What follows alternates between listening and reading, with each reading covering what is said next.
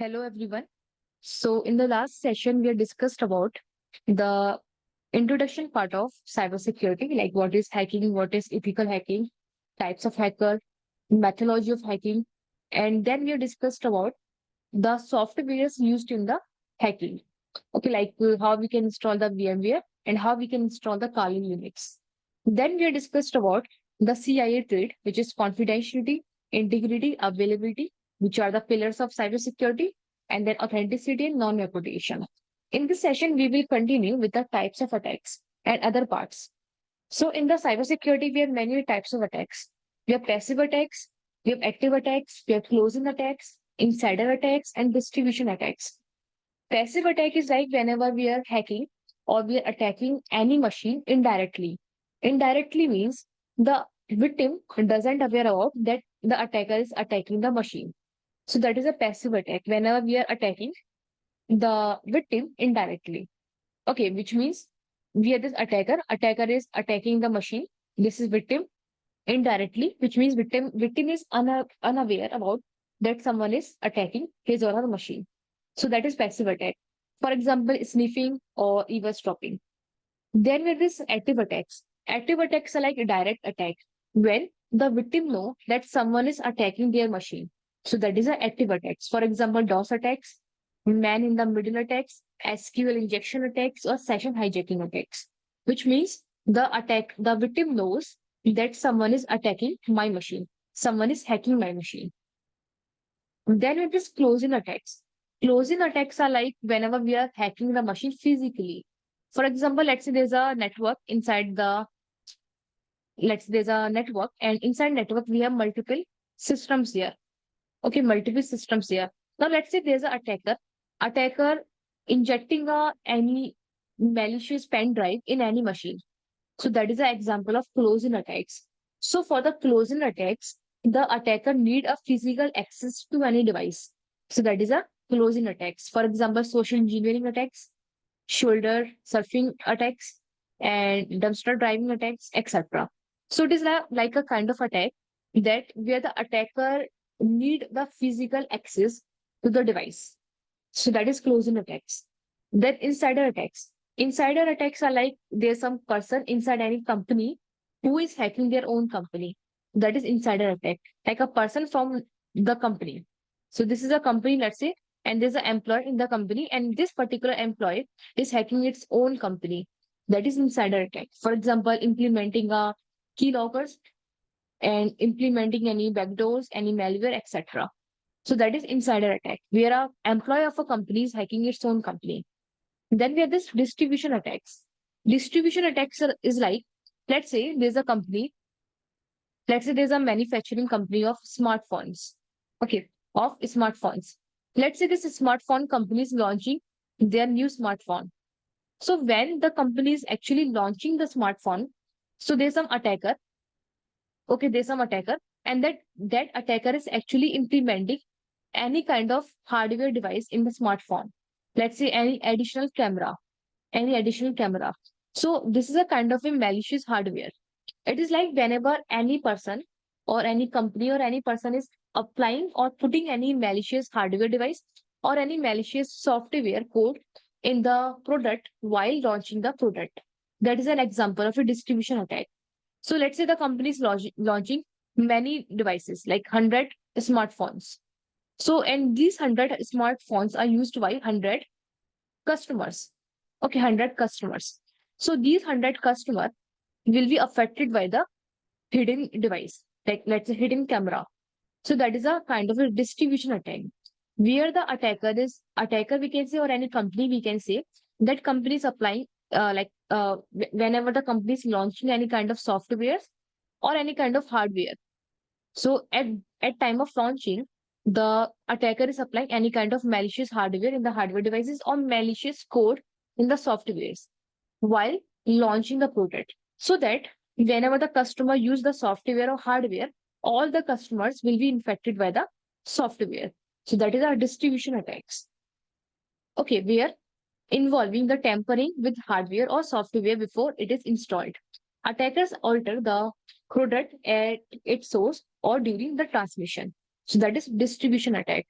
So we have five types of attacks in this hacking. We have passive attack, which is indirect attack, active attacks, direct attacks, closing attacks whenever the attacker needs the physical access to hack any machine.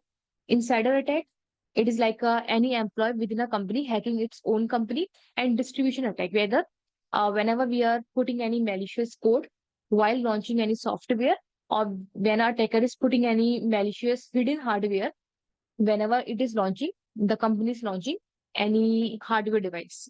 Okay, so this is like while distributing the products. So these types of attacks we have. Then we have information warfare. Information warfare is all about, we have red teamers. Okay, like we have blue teamers, and then with this red teamer. Okay, blue teamers are the person who actually protect the system.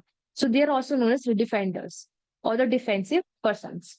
Red teamer are the persons who work in the offensive side, who actually attack the machine. So blue teamer protect the machine and red teamer attack the machine. But red teamer is attacking the machine in the legal way. In the legal way. Why? Because why are we attacking our own machine? Let's say I have a network. Inside my network, I have multiple devices.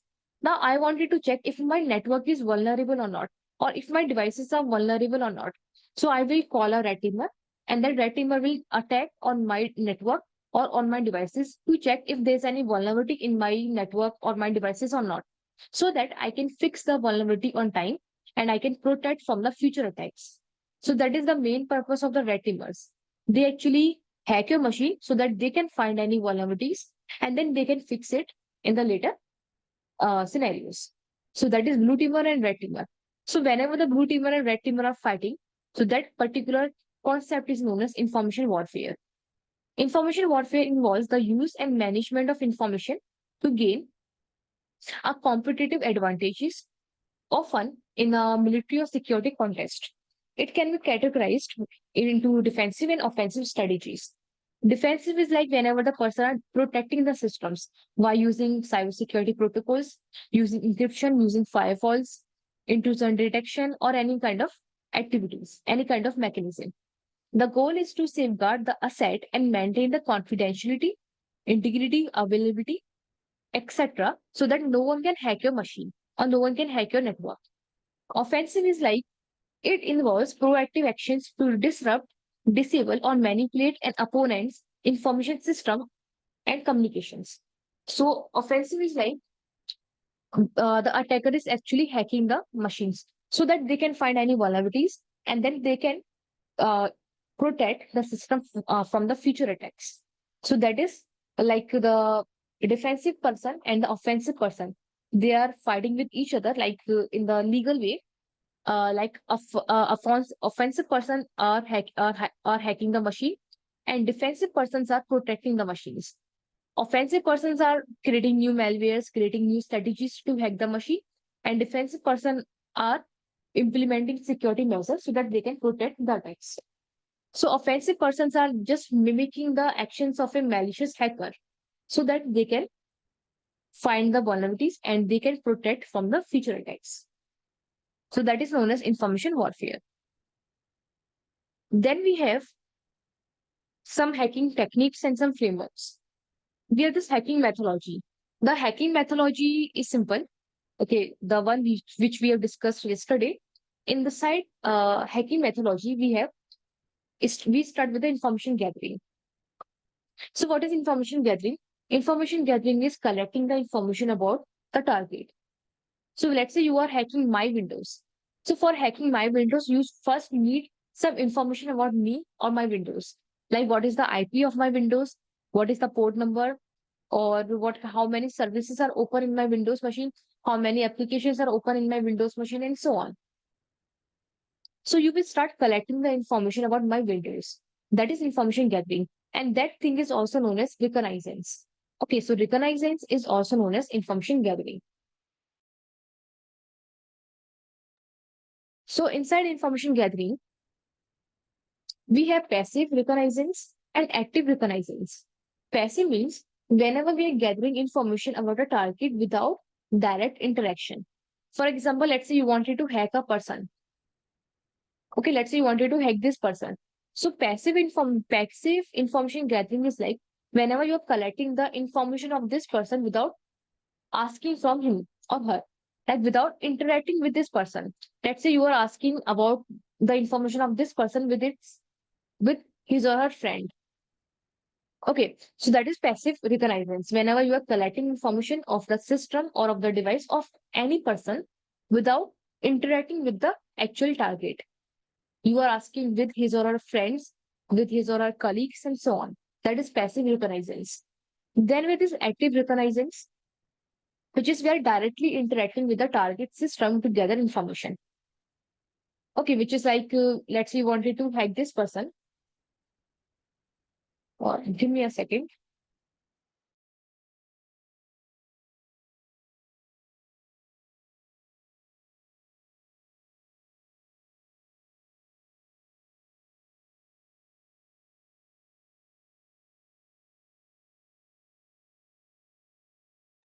Yeah.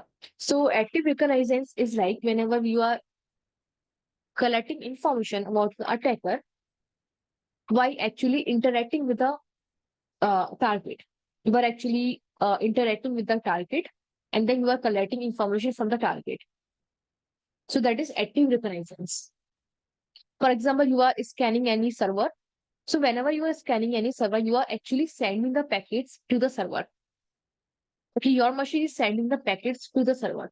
So now the server knows that someone is scanning their network because we have the information in the logs, the packet information which we are sharing. So that is active reconnaissance whenever we are directly interacting with the server or any particular person for collecting the information.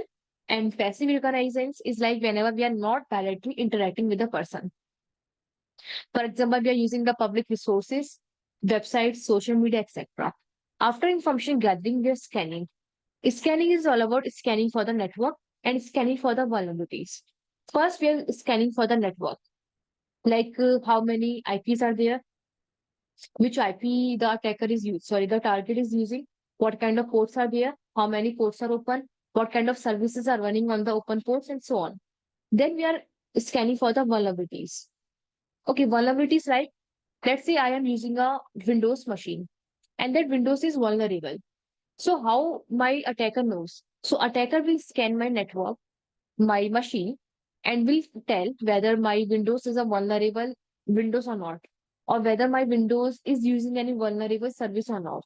So that is vulnerability scanning, whether whenever the attacker is scanning or for the weakness or for the loopholes inside the target system that the attacker can exploit later on. So that is vulnerability scanning. Then with network scanning, which is like scanning the network devices, like let's say the attacker wanted to hack a network. So the attacker will find out how many devices are there inside a network, what kind of topology they are using for connecting, and so on. So that is network scanning. Overall, scanning is like further information gathering, where we are collecting information about network and we are collecting information about whether the device is vulnerable or not. Now, if the device is vulnerable, then we will move to step number 3, which is gaining access, where we are actually gaining, or we can say actually hacking the machine. So that is gaining access. So in this, we have this exploitation, which is using the vulnerabilities to gain unauthorized access to the target system. Okay, gaining access is like actually hacking the machine. And hacking is also known as exploitation. Hacking is also known as exploitation. So it is like whenever we are hacking the machine by using the same vulnerability which we have found in the scanning phase. So we are exploiting our vulnerability and then we are gaining access in the machine. We can also gain access with the help of brute force attacks like cracking passwords and so on. We can also hack machine with the help of social engineering attacks and so on. Okay, that we will discuss later. Like how we can hack, how we can crack passwords, how we can apply social engineering attacks and so on. And that we will discuss later on. Then with this maintaining access. In the maintaining access, we are maintaining a long-term access inside a target machine. For example, we're installing any backdoor so that we can, let's say we have this machine, this target machine Windows. Now I'm installing any backdoor in the target machine so that I can like hack into this machine, or I can gain access inside this machine whenever I want. So that is installing any backdoor, like a hidden path, or to re-enter the compromised system. Then we have this privileged acceleration whenever we are gaining higher access in the machine. For example, let's say you have hacked this Windows machine as a normal user. We have different types of user. We have normal user, we have root user, we have admin user, and so on. So let's say you have hacked this machine as an attacker, as a normal user. Now you want any file in this machine, and that file can be accessed by the admin. So in that case, let's say you want this file, and that file can be accessed by the admin user. So in that case, you have to switch from normal user to admin user, which means you are just gaining the higher privilege in the same machine you have hacked before. So that is known as privilege acceleration, which is gaining the higher level of access in the same machine after gaining a normal access. So in this case, you will gain the admin access and then you will fetch this file. So that process is known as privilege acceleration. Then we have these rootkits. Rootkits are like a kind of a hidden softwares which you will install for maintaining the higher access, and that softwares are undetectable.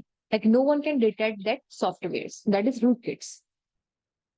After maintaining access, we will move to clearing traces or covering the tracks. So whatever we have done, we can remove the text. Like we can remove the log file, we can clear the command history, we can modify the timestamps. Let's say you have opened any file and you have modified this file. Then you can also modify the time of the file. Okay, you can change any other timing. So no one can track your changes, that whatever the changes you have made in this machine. So that is covering the tracks. We can cover the text by with the help of we can remove the logs, we can clear the history, we can clear the command history, we can also modify the timestamps. So this is a universal methodology we have to follow while hacking. Okay, like we will start with the information gathering. We will see in the practical scenario like how we can gather information, how we can collect passive information, how we can collect active information, and so on. Then we will see the scanning phase, like how we can scan the network, how we can scan the target, how we can scan for the ports. And then we will see the vulnerability scanning, how we can scan for the loopholes and so on. Then we will see the gaining access in the practical manner, then the maintaining access and covering traces. So we will cover each and every part in detail in the practical session. Okay. I hope this much is clear. Then we can move to cyber kill chain. So cyber kill chain is a kind of a framework. Just like we have methodology, same as we have another methodology, and this methodology is known as cyber kill chain. Cyber kill chain is a kind of a framework, or we can say a methodology, which will help us to understand the stages of the cyber attack. Like what kind of steps attackers taking to attack my machine. So that is known as cyber kill chain. So it was developed by Lockheed Martin and consists of the series of steps that attackers typically follow to successfully execute an attack. So that is our cyber teaching, where it is all about the attacker is taking the steps for hacking the machine. So beforehand, if we know the steps of the attacker, then we can protect our machine. So that is why we are understanding the cyber teaching or the hacking methodology. Like what kind of methodology or what kind of process the attacker is actually following for hacking the machines. For example, in the cyber chain, we have these steps. First, we have this reconnaissance. Reconnaissance is known as information gathering. In the information gathering, like reconnaissance is the combination of information gathering and scanning. In this phrase, we are actually gathering information, we are actually scanning the network, and we are also finding the vulnerability. Then we have this weaponization. Weaponization is the second step. In the weaponization, we are actually creating any malware or we are creating any exploit so that we can send the malware or exploit in the target machine and then we can hack the machine. Then delivery. Delivery is like what kind of medium you are using for deliver this malware or the exploit. That is delivery of the malware. Then after delivery, you can use exploitation. Once the malware or the exploit is inside the target machine. Then we can run the malware so that we can hack the machine. That is exploitation. We are actually running the malware in the target machine so that we can gain access. After exploitation, we installation, we can further install any other malware in the machine so that we can gain higher access. Then command and control. Command and control is like, let's say this is the victim machine and this is the attacker machine. So now attacker has gained access in the victim machine.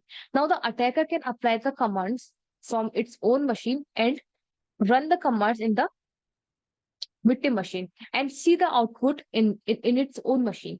That is command and control. Like the attacker can take the entire command of the victim machine after installing the malware or after exploiting it. So that is command and control, taking the entire command in the victim machine.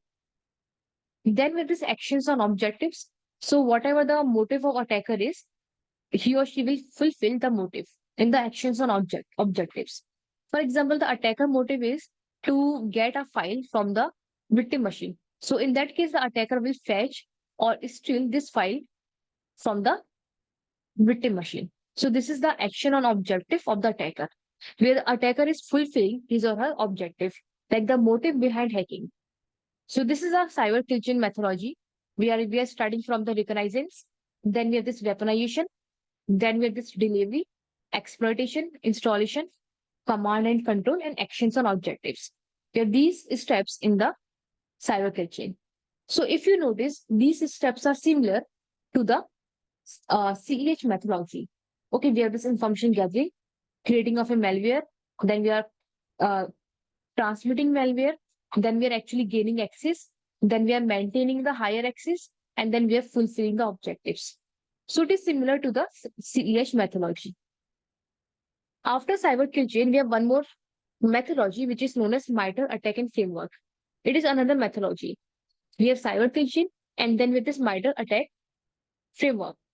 Now, what is the difference in this methodology and this methodology? These are same only, like these are almost same, but MITRE attack and framework methodology is an advanced methodology. Why? Why it is an advanced methodology? Because this methodology can be applied in various industries. Like we can apply this methodology in the private sectors. We can apply this methodology in the government sector.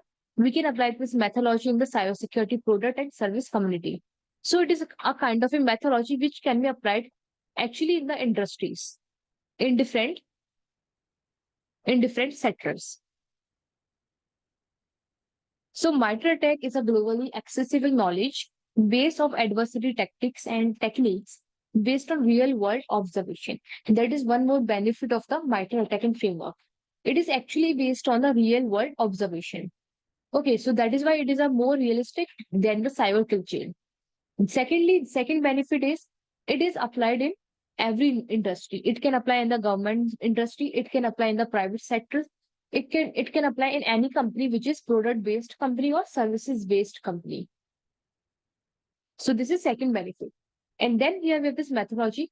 If you notice, this methodology is similar to the cyber kill chain. We have reconnaissance, weaponization, deliver of malware, exploitation, command and control, execute, and maintaining the access. So this part is known as pre-attack. Pre-attack is like, this is preparing for the attack, preparing for the actual attack. And this part is known as the enterprise attack. Okay, this is known as enterprise attack, which is actually hacking the system. So pre-attack is done in the attacker machine, and this enterprise attack is done in the target machine. Okay, that is the difference. Pre-attack is preparing for the attack before attacking, and enterprise attack is during the attack or actually attacking the target machine. So you can see it is similar to the cyber kill chain methodology, but the main difference is it is more realistic than the cyber kill chain methodology, and it can be applied in multiple sectors. So that is second methodology. We have MITRE attack framework and cyber kill chain. Then with this one, tactics, techniques, and procedures. So what are these terms here? See, tactics are like what kind of strategy the attacker is using. We have attacker. Oh, this is attacker here. So what kind of strategy the attacker is using to hack my machine? That is a tactics. So the overall strategy or goal that an attacker can use to achieve during a cyber attack. It is like a why part, like why the attacker is hacking, what kind of methodology the attacker is using to hack my machine. Example, an attacker tactic might be to move laterally within the network to gain access to more sensitive systems. This means, let's say we have a network. Inside a network, we have multiple devices. Let's say this device is an admin device, or we can say a main device, which contains confidential information. Now, let's say the attacker gain access in this machine. Now, the attacker can move to this machine, the attacker can move to this machine, and then finally the attacker can hack this machine. So this is like moving inside a network laterally. Okay, which means the attacker can move inside a network, hacking one machine after another, and finally reaching to the most sensitive machine. So that is an example of tactics, like what kind of methodology the attacker is using for hacking the machines. Then second, we have techniques here, like what kind of technique the attacker is using. Okay, like what kind of technique, like whether the attacker is cracking the hashes, whether the attacker is brute forcing the password, whether the attacker is sending a malware. So it is a technique. What kind of technique the attacker is using to gain access inside the target machine. So method we can say or ways an attacker carries out a tactic. Techniques are more specific than tactics and describe how an attacker achieve their goal. So techniques are more minor, like more exact than the tactics. Techniques are actually telling us what kind of technique, what kind of procedure the attacker is following. Then last with these procedures, procedures are like actually hacking the machine. Okay, actually following the steps to hacking the machine. So it is like a specific steps. This part is important here, is specific steps, like the actual steps taken by the attacker. Because in the tactics, let's say there are like five steps in the methodology, like information gathering, scanning, maintaining access, gaining access, or clearing traces. This is a tactics. But inside this tactics, we have multiple subparts. So what kind of specific steps the attacker is taking that is coming under the procedures. The specific steps or sequences of actions taken by the attacker to execute a technique. So these are like actual steps taken by the attacker that is coming under procedure. So procedure are highly detailed and can vary depending on the attacker resources, expertise, and environment they are targeting.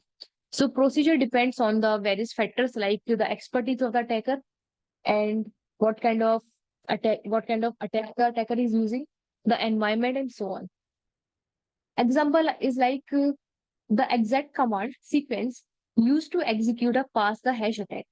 So it is like an actual command we are using, the actual tool we are using, the actual process we are following. That is procedure. So overall, tactics are like the methodology, or we can say the strategy the attacker is using. Techniques are like the what kind of technique or what kind of method, what kind of way the attacker will hack a machine. And procedure is like a detailed step-by-step structure of hacking the machine. So it is a detailed structure of actually hacking the machine.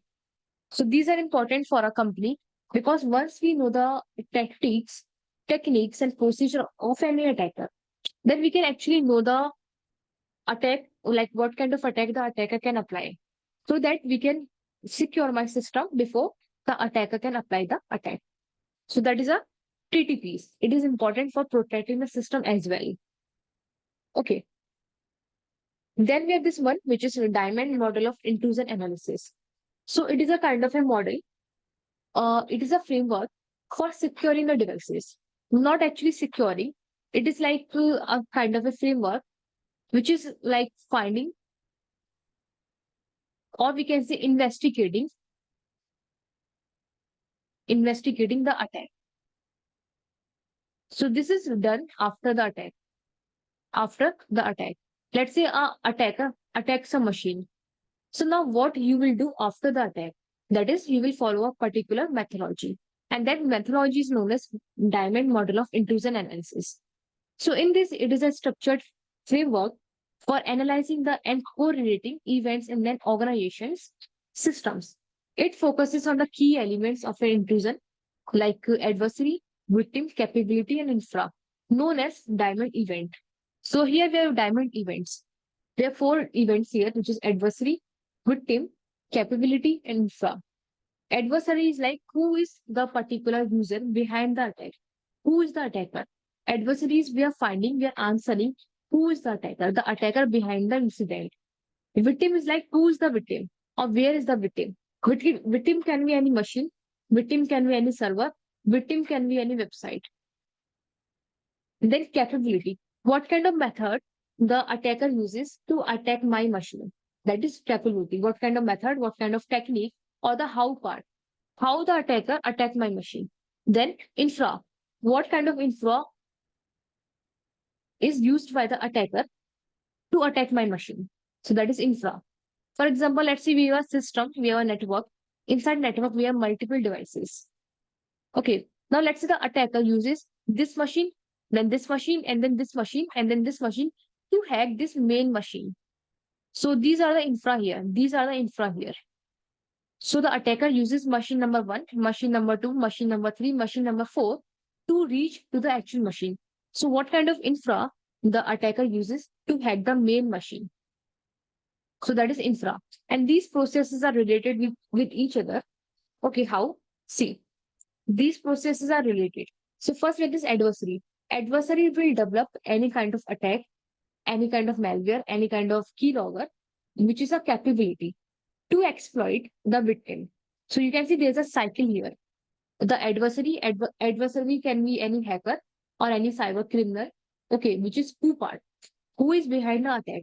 The attacker will develop any kind of strategy, we can say, any kind of technique, we can say, and so on to attack, to exploit the victim. Victim can be my system, group of systems, or the server. So the capabilities like the attacker can create malware, exploit keylogger, phishing attack, man in the middle attack, and so on to exploit the victim. Okay, after this one, you will see this arrow here. It is like adversary, which is the attacker, uses infrastructure like the network assets, the IP addresses, the domain name to connect with the victim. So you can see the arrows here, here, and then here, and then here, and this one.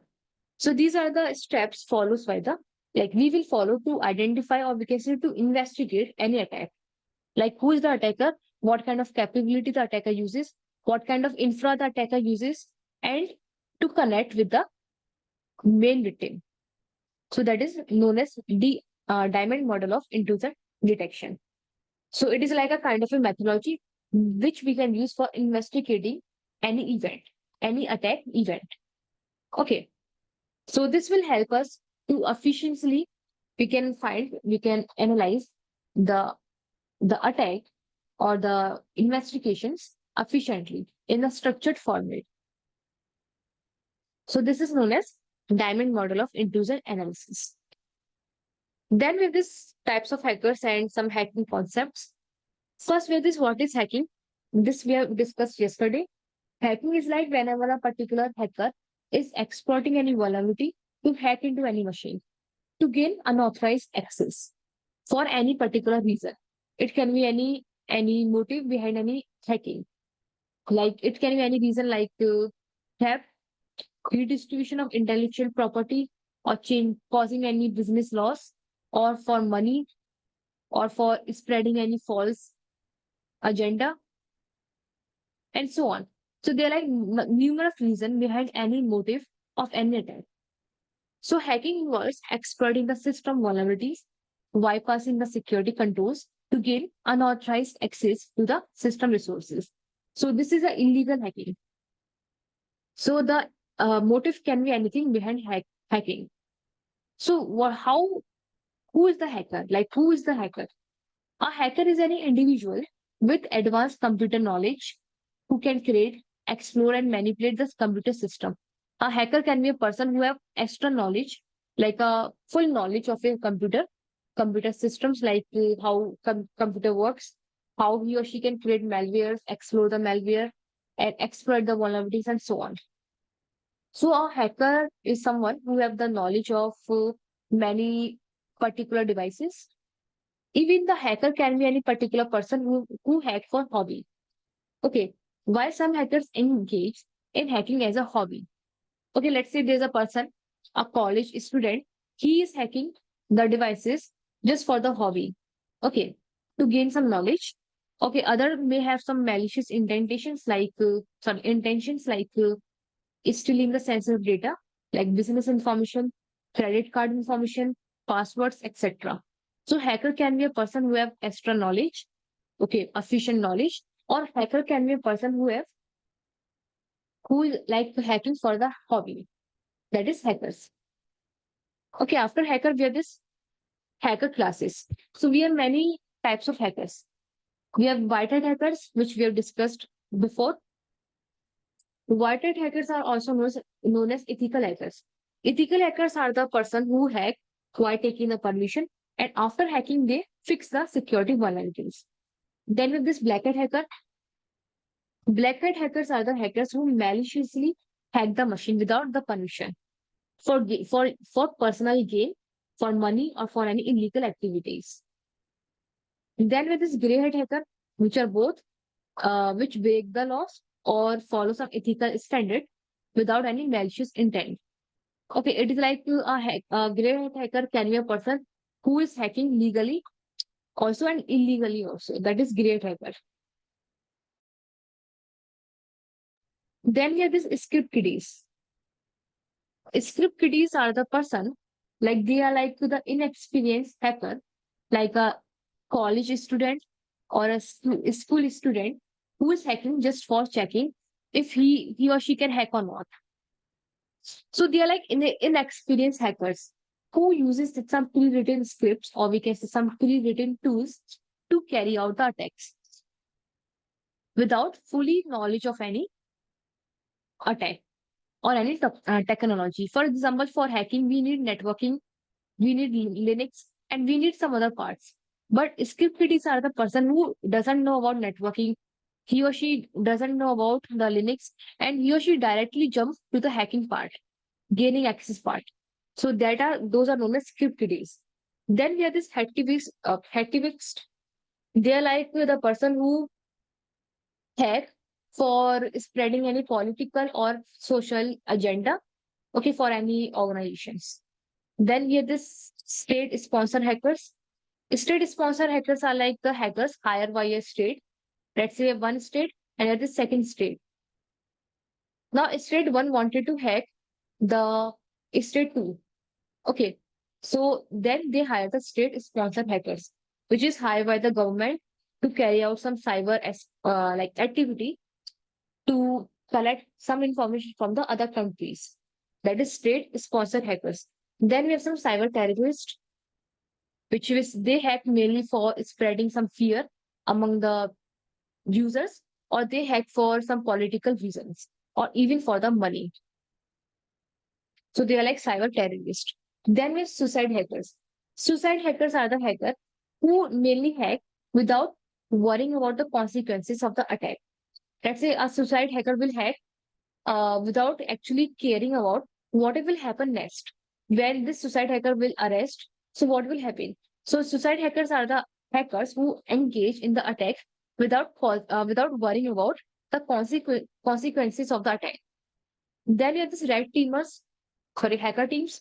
Hacker teams are like the group of hackers who hack for any competition or who mainly hack for any illegal activities, okay, or for any attacks or for any projects, etc. Then we have this industrial spies. So here you can see these hackers are hired by the competitors. Let's say we have a competitor, Pepsi. Pepsi is a company. Let's say we have another company. Let's say Coke. So we have two companies, Coke and Pepsi. So now the Pepsi company is a competitor of Coke company. So now the Pepsi company can hire the industrial hackers so that Pepsi company can steal some information about the Coke company, like the recipe, the number of customers, and so on. So that is industrial spices hackers. Then last we have this insider criminal syndicates, which is this hacker. These are the insider hackers. Like these are the hackers, like employees who use their access to commit cyber crimes from within an organization. So these are the hackers within a company hacking their own company. So a hacker a employee hacking its own company. That is known as insider hackers. Then we have this organized hacker. Organized hackers are like group of hackers who hack for various purpose, who hack for the companies, who hack for the government, and so on. So these are like the hacker classes. Okay.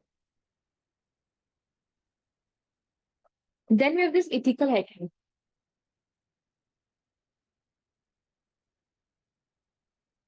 So ethical hacking, we have discussed about what is hacking.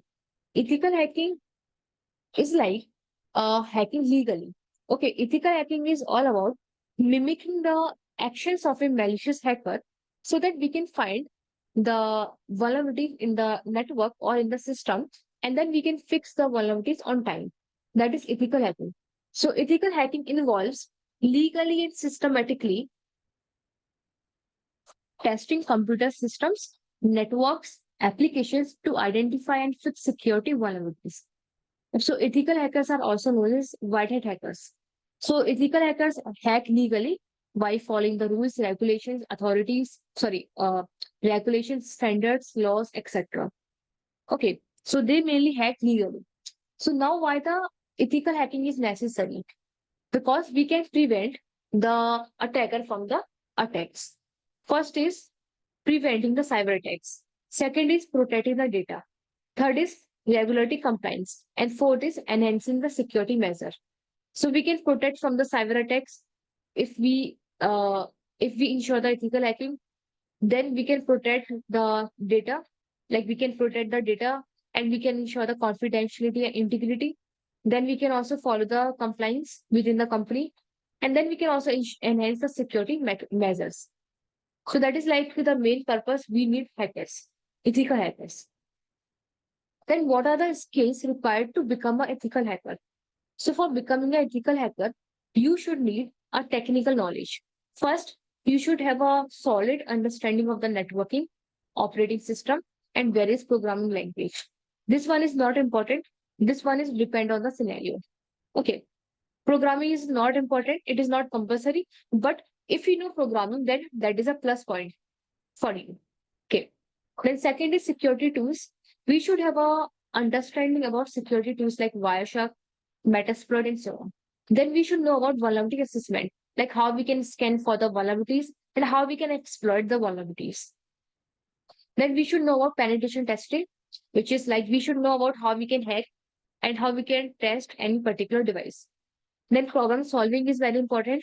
Okay, which is like we should know how we can solve a certain security issue, how we can troubleshoot, which is out of box thinking is important. You should think out of box. That is important.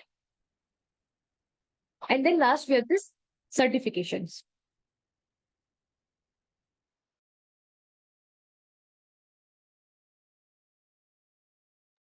Apart from skills, we should require certifications. But if skills are must, then we can move with the certifications.